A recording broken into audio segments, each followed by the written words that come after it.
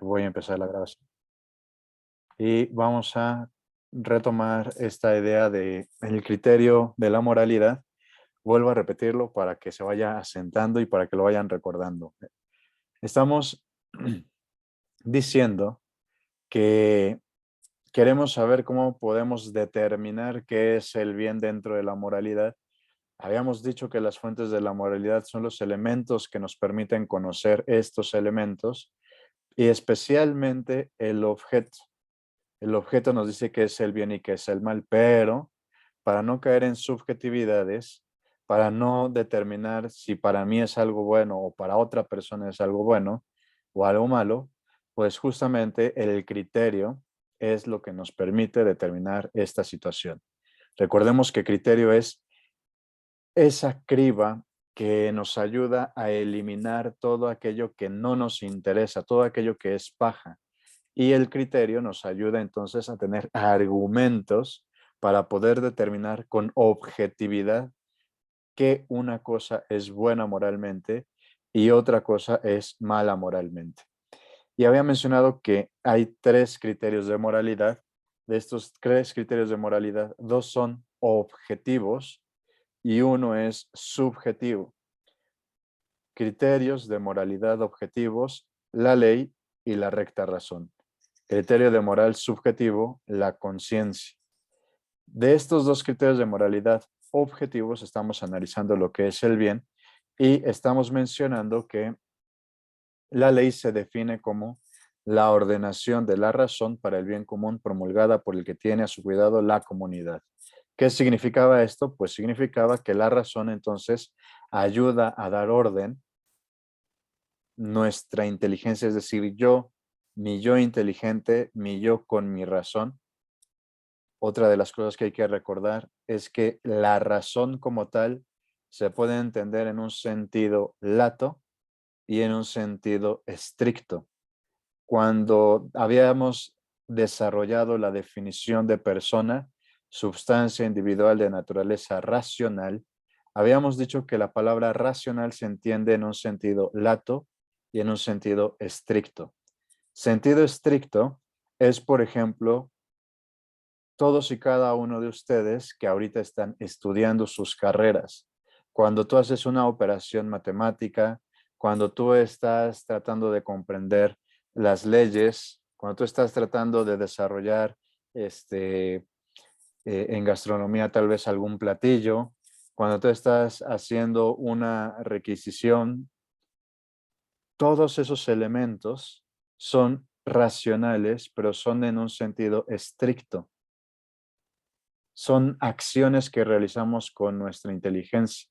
Todavía más, cuando manejamos un coche, también ahí utilizamos nuestra razón en sentido estricto. Cuando salimos de fiesta, también es utilizar nuestra razón en un sentido estricto. Ahorita el tema de la vacuna también es utilizar nuestra razón en sentido estricto. En sentido lato, significa que todo ser humano, por el simple hecho de ser humano, goza de inteligencia. Es decir, estamos hablando de la naturaleza humana. Nuestra alma intelectual infunde racionalidad a nuestro cuerpo y nuestro cuerpo, por ser también un cuerpo inteligente, también despliega todas sus capacidades para poder hacer ciertas acciones que son de nuestra razón particular. Cuando alguien está jugando fútbol, también está utilizando su razón particular. Básquetbol, voleibol, béisbol, natación, halterofilia, todos estos elementos también, como nuestro cuerpo es racional, supone nuestra alma intelectual y nuestro cuerpo intelectual, podemos hacer acciones racionales particulares. Cuando aquí estamos diciendo que la ley es una ordenación de la razón, no estamos pensando en la razón particular, no estamos pensando en la razón en su sentido estricto, sino que lo estamos pensando en su sentido lato. Todos y cada uno de nosotros somos inteligentes. Todas las personas que habitan el planeta Tierra, todas las personas que habitaron el planeta Tierra, todas las personas que habitarán el planeta Tierra son inteligentes. Y gracias a esa inteligencia, o todavía más gracias a esa razón en sentido lato, podemos conocer la ley. Gracias a esa razón en sentido lato, pone orden en nuestra vida y además de poner orden en nuestra vida, pone orden en toda la comunidad. Por eso, la ley lo que busca es buscar siempre el bien común. Y gracias a esta idea de bien común, pues estábamos mencionando que pues también hay ciertas cosas que tenemos que conocer porque hay veces que el concepto de bien común se utiliza para los totalitarismos. Y habíamos puesto el caso de Hitler y también el caso de Stalin, que ellos habían también utilizado el bien común para poder ganar adeptos y también para poder justificar su poder en estos países y en esa época específicamente. También habíamos mencionado que el concepto de bien común lo vamos a estar analizando después. Habíamos mencionado también que la ley debe ser promulgada, debe ser dada a conocer. Si no hay promulgación de la ley, por lo tanto no obliga. Y habíamos puesto varios ejemplos, ahorita que está todo el tema de la reforma energética, ahorita que también salió el tema de que todos los jóvenes al cumplir los 18 años también tienen que tener su RFC, pues justamente ya ha sido, digamos, dada a conocer, pero necesita pasar por el diario oficial de la Federación. En el caso de México, para que una ley sea promulgada, debe aparecer en el diario oficial de la Federación. Ahorita solamente está en la discusión, todavía siguen hablando los diputados, tiene que pasar todavía por la Cámara de Senadores y todo el proceso legislativo. Gracias a esta promulgación, entonces, vamos a decirlo hasta ahorita en este momento, debe ser, o mejor dicho, obliga a la ley.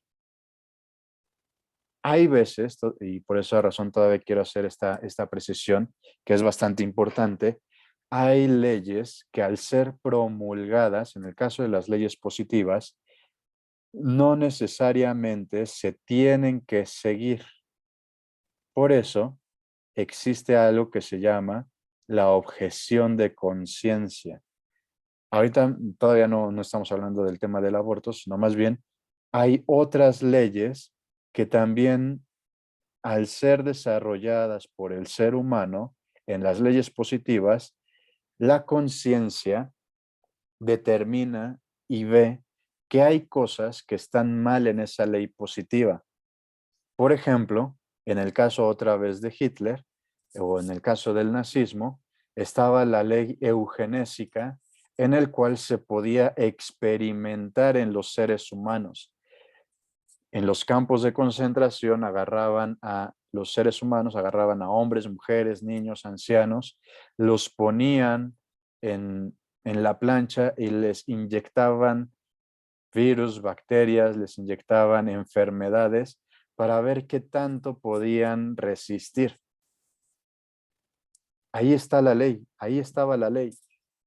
Pero algunos médicos, algunos también mm, directivos de estas instituciones, por conciencia, decidieron no seguir estas leyes. Hay algunos casos, de hecho, no sé si han visto o conocen este movimiento famoso en München de la Rosa Blanca. Hay una película de Sophie Sol que justamente lo que trata de mostrar es que hay veces que el ser humano realiza leyes positivas que están en contra de la dictaminación de la conciencia. Por esa razón, porque la conciencia resuelve que hay elementos que son moralmente malos, se propone el tema de la objeción de conciencia. Eso está mal porque ya que he ido formando mi conciencia, me dictamina que esa ley positiva está totalmente equivocada y por lo tanto no estoy obligado a seguir la ley. por más que esté la ley, si la ley positiva está mal hecha, si la ley positiva atenta contra el ser humano, la conciencia dice que no se debe seguir esa ley. Si nos vamos todavía en el caso, por ejemplo, de los soviéticos, para la cuestión de sacar información, pues justamente estaba la ley que permitía torturar a las personas, ¿no? Ya les he comentado de algunas torturas que se hacían en la Unión Soviética. Uno es privar a las personas del sueño, podían golpearlos. Aquí en caso de México, pues decimos coloquialmente los tehuacanazos, muchas cosas, ¿no? Si hubiera un funcionario que su conciencia le dictamina que eso está moralmente mal, no puede seguir la ley a pesar de que esté promulgada, a pesar de que podría ser que se obligue a la persona a realizarlo. Por esa razón es todavía más interesante analizar lo que es la ley natural, que es lo que vamos a analizar en esta clase. Pero antes de eso, pues que justamente quería mencionar esta situación de la promulgación. No porque esté promulgada significa que se deba seguir. No porque esté promulgada significa que realmente busque el bien común. No porque esté promulgada significa que realmente utilizaron la razón. En el caso de la ley positiva, vuelvo a repetirlo, en el caso de la ley que realizamos nosotros como seres humanos. No sé también si conozcan un poco de la historia de México, pero justamente en 1936, 1940, cuando Lázaro Cárdenas había tomado el poder, es decir, fue presidente de la República, pues justamente una de las alteraciones que realizó en el artículo 3º de la Constitución mexicana decía que la educación debía ser comunista y ya estaba promulgada y la educación mexicana de 1936 a 1940 fue comunista.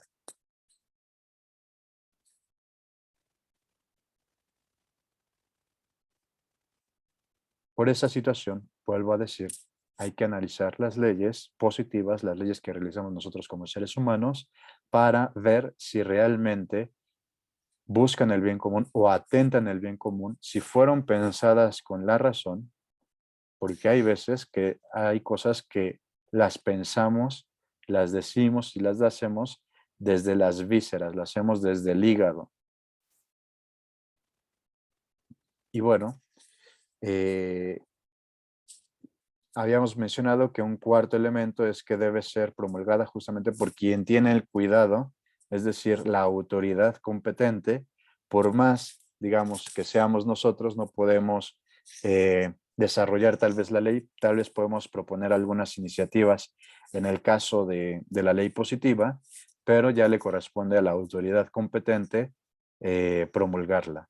Y por último, el quinto elemento de la definición de la ley, teníamos este concepto de comunidad. Para que pueda existir la ley es necesaria la comunidad. Y había mencionado que esta definición de ley pues atiende a las diferentes clases de leyes. Y había mencionado que hay 4 tipos de leyes: la ley eterna, la ley natural o ley moral natural, la ley cósmica y la ley positiva. Y había mencionado que, bueno, la cuarta y la tercera, ley positiva y ley cósmica, no le íbamos a atender, porque la ley cósmica atiende justamente a cómo el universo se comporta y cómo es que el ser humano puede llegar a conocer esas leyes cósmicas, como es el caso de la ley de la gravitación universal o lo que ya diría Albert Einstein, que es la curvatura del espacio y del tiempo. También podríamos conocer el electromagnetismo, la fuerza nuclear débil y la fuerza nuclear fuerte, la situación de la fusión y de la fisión, cómo nosotros también podríamos comprender el electromagnetismo en el caso del planeta Tierra y de los demás planetas, y un sinfín de etcéteras. Hay muchísimas cosas que la ley cósmica nos podría dar a conocer. Y la ley positiva, pues bueno, algunas cosas ya las hemos ido mencionando, pero bueno, eso le corresponde a los que estudian derecho o también pues a los que estudian comercio, a los que estudian economía, comercio exterior, todas estas situaciones aduanales, todas las leyes o convenios, todas las posturas que permiten hacer que un convenio internacional obligue o no obligue, etcétera. Todos esos elementos ya es parte de la ley positiva. Pero como también había Profe, mencionado, sí, perdón. ay, perdón. Sí, Creo que sí, pudiera dar rapidito así un ejemplo de cada una para que los anotes, que la clase pasada se me olvidó anotarlos. sí, claro que sí. Este, Gracias. de nada. Voy a poner la pantalla, perdón, la pizarra para que sea más entendible. Ley eterna, ley, voy a poner entre paréntesis esta parte de moral, ley cósmica y ley positiva. De la ley positiva podemos decir algunos ejemplos, como es el caso de la Constitución, de los política, de los Estados Unidos mexicanos. Pueden ser reglamentos, por ejemplo, de tránsito. Pueden ser también convenios internacionales. Pueden ser también, aunque es repetitivo, pues también tenemos leyes, ¿no? Puede ser alguna ley, por ejemplo, la ley del teletrabajo o también de telecomunicaciones. Seguramente a ustedes no les tocó o no lo recuerdan, pero cuando tú hacías una llamada de, por ejemplo, Querétaro a Durango, Querétaro a Ciudad Juárez, Querétaro, Sinaloa, Querétaro, Ciudad de México, pues te cobraban el roaming, ¿no? Y ya la ley de telecomunicaciones pues eliminó el roaming y ya puedes marcar sin que te cobren el roaming. Eh, Justamente esos son de los elementos de la ley, ¿no? Ley positiva son todas estas reglamentaciones, leyes que hacemos nosotros como seres humanos para la convivencia social.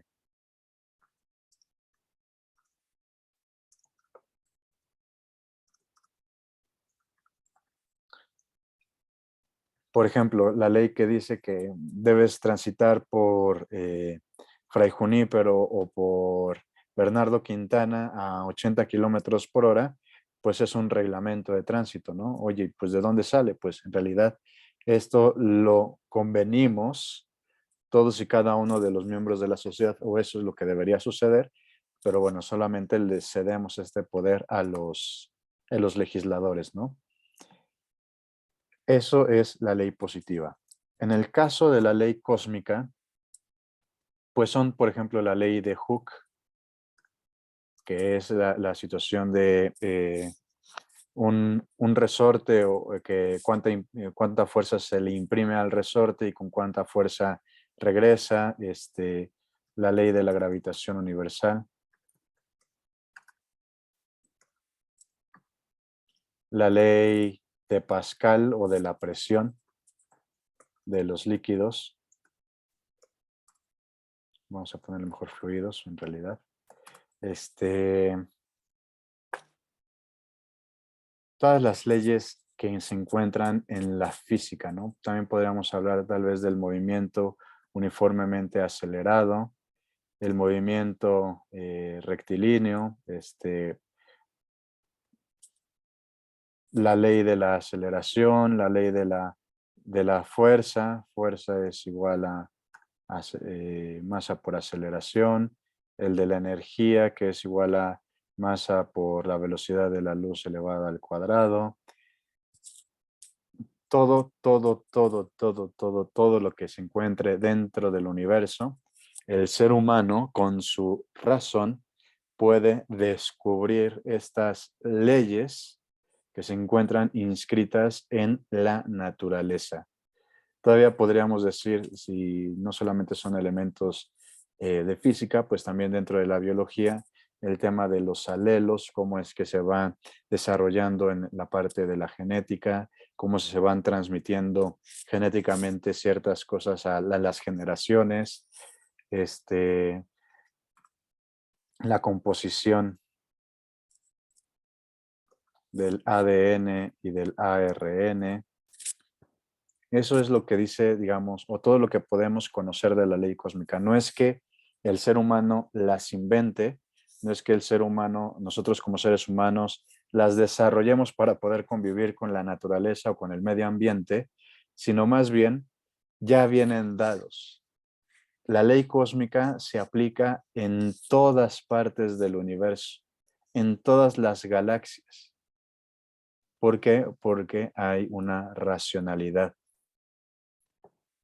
Si no se aplicara a todas las partes del universo, pues ya muchos de los planetas de otros sistemas que se encuentran en otras galaxias, pues ya hubieran colisionado, ya hubieran llegado también aquí al planeta Tierra desde hace mucho tiempo y nos hubieran estrellado un planeta. Es más, cometa que pasa cierto tiempo, creo que son 72, cada 72 años, pues también tiene una racionalidad.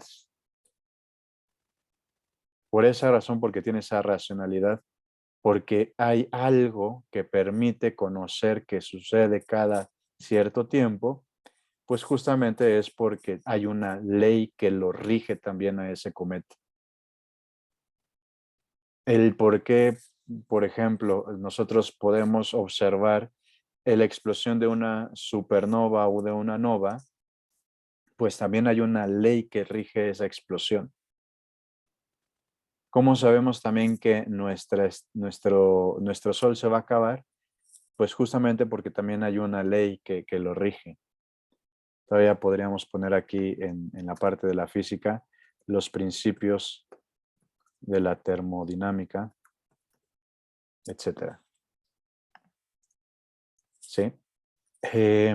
Y de la ley eterna y de la ley natural es lo que vamos a ver en esta clase. Entonces, no voy a poner algunos ejemplos. Bueno, para que quede claro, tal vez la ley eterna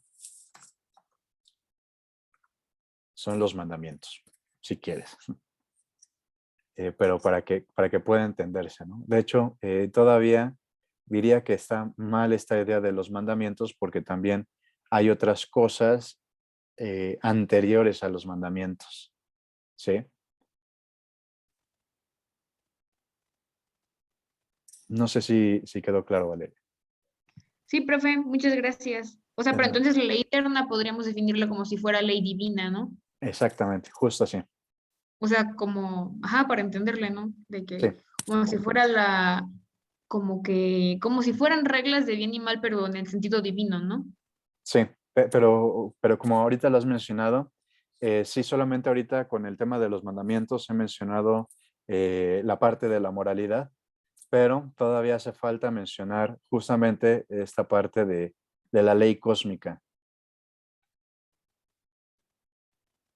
O Gracias, sea, profe. la ley eterna contiene tanto la ley moral y la ley cósmica.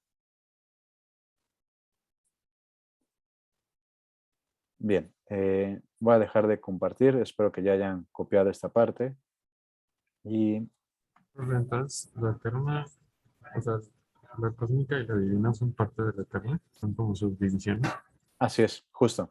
Son como subdivisiones, eh, pero ahorita como lo vamos a analizar el tema de la ley eterna, te das cuenta que todavía tiene más elementos, que tiene todavía más contenido en realidad lo que es la ley eterna.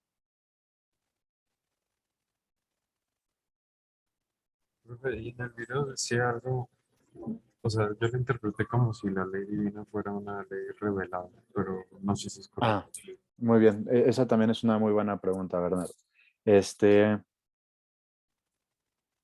voy a poner esta analogía y espero que con esta analogía se pueda entender lo que acaba de decir Bernardo. Ahorita, sinceramente, la neta es que ninguno de nosotros sabe qué estamos pensando Ahorita ustedes solamente están escuchando algunas palabras de lo que yo estoy pensando, pero en realidad puede estar pensando muchas cosas al mismo tiempo, puede tener varias preocupaciones y estas preocupaciones en realidad no las estoy expresando, solamente estoy expresando lo que yo ahorita estoy diciendo. Tampoco yo en este momento estoy conociendo qué es lo que ustedes están pensando en este momento, hasta el momento en el cual ustedes quieran, digamos, vamos a decirlo así, revelarlo. Porque aunque yo pueda comunicar ciertas ideas, aunque yo pueda comunicar ciertos elementos de mi subjetividad, en realidad todo mi ser es incomunicable, no puedo comunicar mi ser. Es decir, yo, yo este ser que soy ahorita en este momento, no puedo comunicarme completamente porque hay muchísimos elementos que impiden que me comunique total y plenamente. El primer elemento es mi limitación física. ¿No les ha pasado que están pensando muchas cosas que quieren, ahora esta palabra súper famosa que es el multitasking, justamente quieres hacer muchas cosas porque estás pensando que puedes hacer muchas cosas, pero en la realidad tu cerebro y tu cuerpo, es decir, tú mismo, estás limitado por el cuerpo. No puedes hacer todas esas cosas, no puedes pensar todas las cosas. Por más que quieras, te es imposible por tu limitación física. Por lo tanto, hay como elementos del espíritu, hay elementos de nuestra alma intelectual que se quieren desplegar y plasmar a través del cuerpo, pero el cuerpo, por su limitación, lo impide. Por eso hay una incomunicabilidad.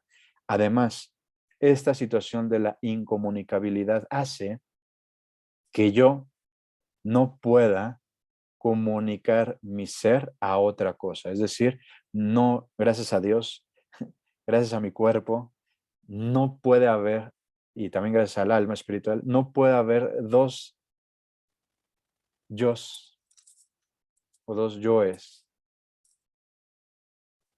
Qué terrible sería que existiera dos yoes. Solamente yo soy el único que existe. No puedo comunicar mi yo a otro ser. Por esta situación de la incomunicabilidad y por esta situación de mi limitación física y por la limitación física que todos y cada uno de nosotros tenemos, pues justamente yo no puedo conocer todo lo que ustedes están pensando en este momento. Por esa razón necesito que revelen qué es lo que están pensando y cómo se revela el pensamiento a través de la palabra. Los griegos tenían una palabra para el concepto de palabra que es logos. Y esta palabra de logos es muy importante para entender todo lo que vamos a decir ahorita de lo que es la ley. Y también el tema de la ley eterna. Entonces, todo el logos, todas las ideas, todo el pensamiento que yo tengo, tiene que pasar a través de la palabra. Recordarán que hemos mencionado que la primera operación del alma intelectual es la abstracción. Y la abstracción, su fruto es la idea. Yo al estar conociendo, por ejemplo, ahora esta cosa que tengo aquí a la derecha, que es como un monito que se cuelga y le puedes poner aquí el celular o sirve también para atorar la puerta, pues justo lo estoy conociendo a través de mis sentidos y mis sentidos abstraen esa cosa y recordemos que la abstracción es la separación de lo inmaterial de lo material y entonces me quedo con la parte inmaterial y puedo formular una idea. Pero esa idea, ese concepto, se tiene que exteriorizar. ¿Y cómo lo exteriorizamos? A través de la palabra, a través del habla y a través de la escritura.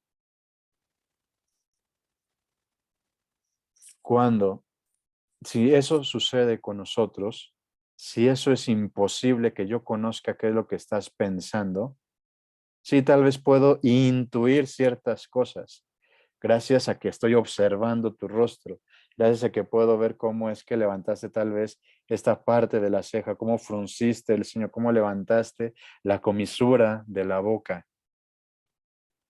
Tal vez puedo intuir ciertas ideas que tú tienes, pero no las conozco todas de inmediato solamente por verlas.